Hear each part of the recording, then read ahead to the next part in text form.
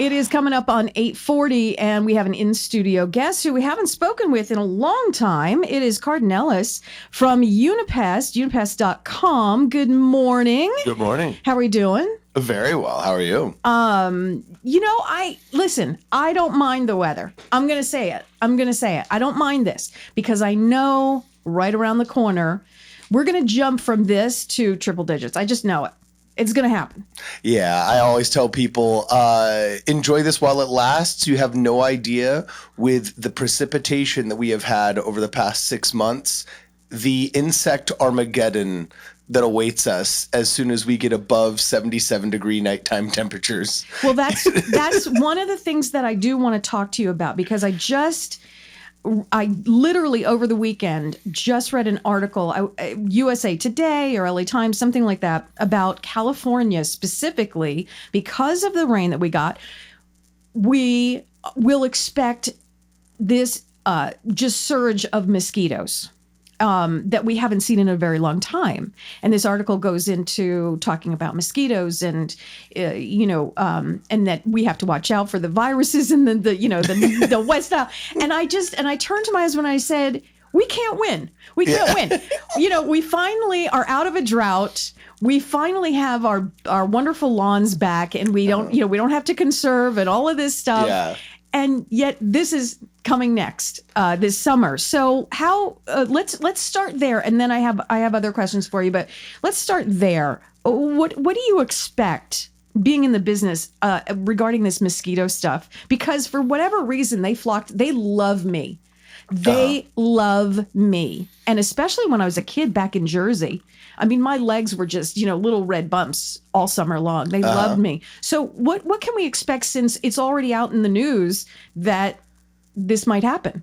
I think it's going to be, well, first off, with all of the rain, insect activity across the board is augmented by moisture. I mean, it's part of the three parts of the triangle of life. They're food, water, and harborage. And the more that you augment any of those three, the more that you augment the population at large, right? Mm-hmm. Mosquitoes are no different.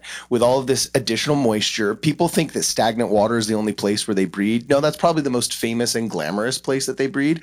But wet soil is actually just a common breeding ground as well. And when you have tons of moisture, this prolonged over a long period of time, you've created a lot more wet soil. Now people can also turn their sprinklers back on because we're no longer in a drought. We can be superfluous with our water because we're no longer trying to cut back. And so, it creates a lot of wet soil. Also, our development. Oh, you've been here. How long have you been in the Santa Clarita Valley? 23 years. Yeah, exactly. I'm hitting 30 some odd years. Mm-hmm. And I remember back when every single wash was dry as a bone every single summer because we were the kind of first city of the high desert a little bit. Mm-hmm. And we were just super dry. Now that our population has tripled since I got here, probably doubled since you got here, we not only have a lot more houses, we have a lot more people, a lot more cars, a lot more structures. And with that development has come excess water runoff. And so some of these wash basins, some of these discharge areas are not being completely dry for as long as they used to be. So they are also breeding more mosquitoes, and people that live closer to them are also getting more mosquitoes. And they do go after Jersey girls a lot more. The imports, you know what I'm saying? The imports, they definitely target. They're xenophobic mosquitoes. You know what I'm saying? They're like, oh, we sense a newbie, we're gonna go after her. But no, actually, I think this is gonna be the biggest summer of my career, just because it stayed so cool for so long, and there was so much moisture for so long that all these insects have just bred for so long that finally, once it's hot enough that they really come out of their shell and get active, I think it's gonna be pretty wild. What do we do? Let's talk about just mosquitoes for a second. What can we do to kind of, I mean, it's coming, but what can we do to like tone it down a little bit? Do you have a service, or do you just recommend, we spray that off stuff on us, or the mosquito bans, or what do you think is the best course of action if they're coming? Because there are several different kinds, by the way. This article listed, the big ones, the small ones, the, hairy ones. There are all kinds of mosquitoes out there that What? The ones that always come right in your mouth right as you're about to take a drink from your soda. You know what I'm saying? Or the one floating. Or the one floating. Yeah, exactly. What do you suggest we do? Well, I mean, there definitely is. I'm a fan of two things. Yes, we do offer a service. I mean, we're Unipest Pest Control, and one of the pests is mosquitoes. And we have a full-blown service where we can come and we can put out an eco-friendly spray that's pet-friendly, family-friendly, kid-friendly, and all that jazz.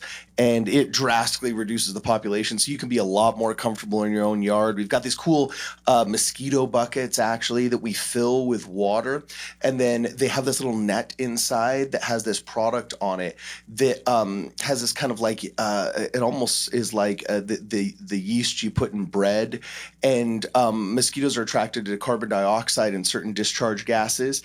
And so they come into that little bucket. They get a little bit of this larvicide on them that makes it so that they're kind of sterilized. And when they go out and they associate with their friends, they spread it. And then that lowers the population as well without having to use sprays. I'm also a fan of the DIYer. Whatever you can do to reduce the amount of surface moisture on your landscaping will definitely help a ton. How do we do that, though? How do we do that? Really tuning in your sprinkler system.